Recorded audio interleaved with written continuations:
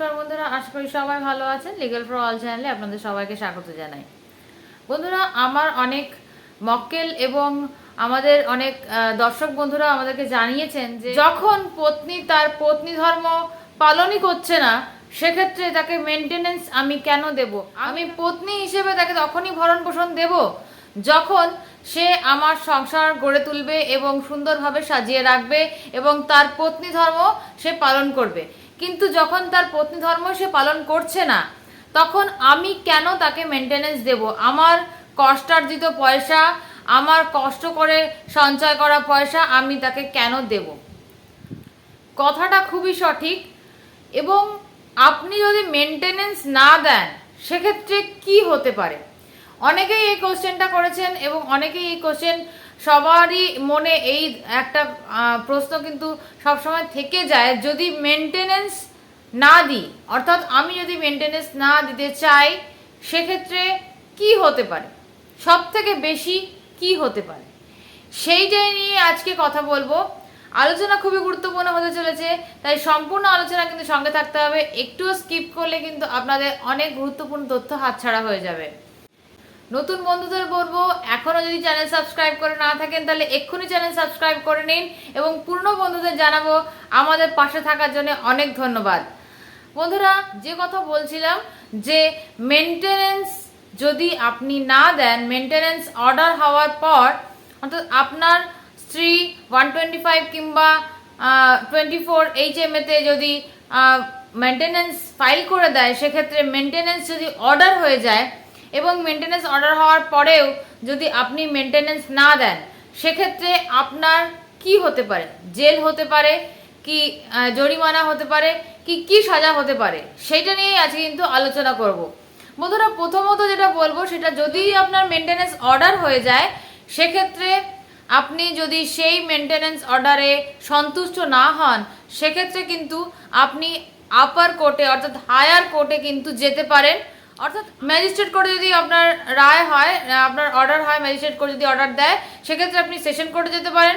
Session কোর্টে যদি order হয়, সেখানে যদি আপনার মনে হয় যে অর্ডারটা আপনার ঠিক মনে হচ্ছে না, তাহলে আপনি সেক্ষেত্রে কিন্তু হাইকোর্টে যেতে পারেন। এবং হাইকোর্টেও যদি আপনার মনে হয় এবং হাইকোর্ট যদি অর্ডার পাস করে, সেটাতে যদি মনে হয় যে না, অর্ডারটা ঠিক নয়, আপনি আপনার পছন্দ মতো অর্ডার হয়নি, আপনার যেরকম অর্ডার হওয়া দরকার ছিল সেরকম অর্ডার হয়নি, তাহলে কিন্তু আপনি সুপ্রিম কোর্টে যেতে পারেন।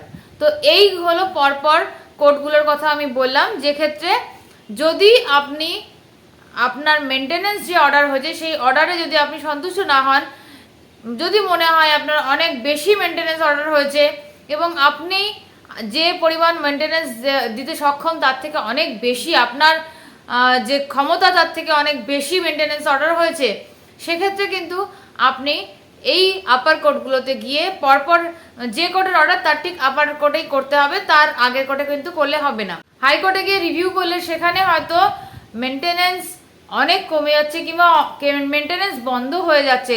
যদি হাইকোর্ট দেখেন যে আপনার যে ওয়াইফ আছে সে নিজেকে মেনটেন করতে সক্ষম, তাহলে কিন্তু আপনার মেনটেনেন্স অর্ডার হবে না, বন্ধ হয়ে যাবে। এরকম প্রচুর জাজমেন্ট আছে, যে ক্ষেত্রে কি লোয়ার কোর্টের যে জাজমেন্টটা সেটা হাইকোর্ট কিন্তু সেটিসাইড করে দিয়েছেন।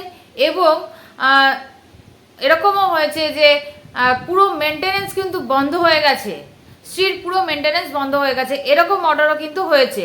লোয়ার কোর্টে যদি একটা অর্ডার হয়ে গিয়ে থাকে, তাহলে আপনি হাইকোর্টে গিয়ে কিন্তু সেটা রিভিউ ফাইল করতে পারেন এবং আপনার মেনটেনেন্স অনেক সময় বন্ধ হয়ে যেতে পারে। এটা একটা পদ্ধতি গেল।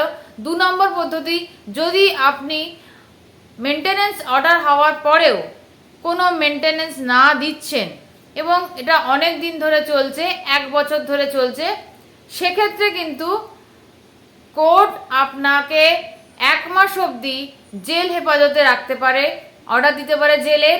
এবং জেল যদি না হয়, আপনার যদি সম্পত্তি থাকে, কারণ মেনটেনেন্সের যে মূল মোটো সেটা হচ্ছে পয়সা আদায়, তো পয়সা জেলে পাঠাবে তখনই যখন আপনার কোনো সম্পত্তি থাকবে না এবং কোনো রকমভাবে কোর্ট আপনার কাছে টাকা উদ্ধার করতে পারবে না।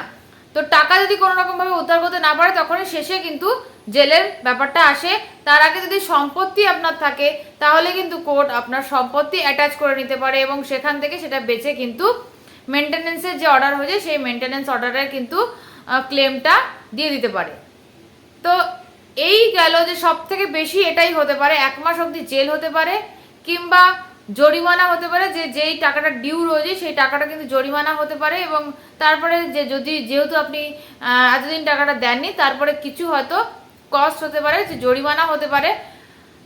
এবং আপনার এটা যদি না হয় তাহলে আপনার সম্পত্তি কিন্তু অ্যাটাচ হতে পারে। এই জিনিসগুলো হতে পারে যেগুলো আমি পরপর বললাম। তো আজকে আশা করি আপনাদের ভিডিওটা ভালো লাগবে।